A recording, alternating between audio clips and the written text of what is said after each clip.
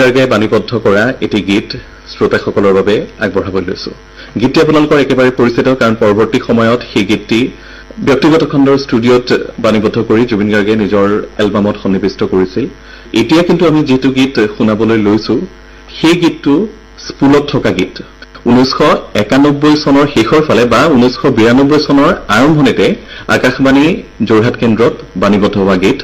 অৰ্থাৎ জুবিন গাৰ্গৰ অনামিকা নামৰ যেটো প্ৰথম এলবাম সেই এলবামটো মুক্তি পোৱাৰো বহুত আগৰে গীত আহক আমি একেলগে সেই গীতটি উপভোগ কৰো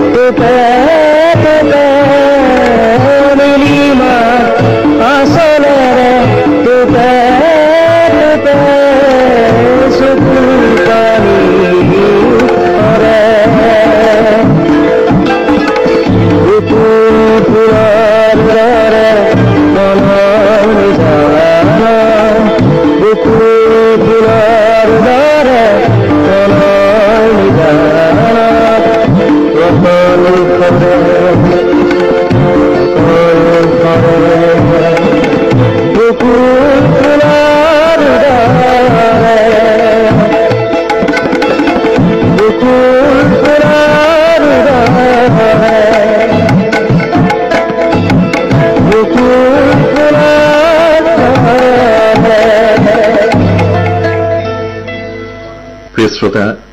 হয়তো আপোনালোকৰো এই মুহূৰ্তত গাৰ নোম শিয়ৰি উঠিছে হয় সেয়া আছিল জুবিন গাৰ্গৰ কণ্ঠ তেতিয়া জুবিন গাৰ্গৰ বয়স মাত্ৰ 19 বছৰ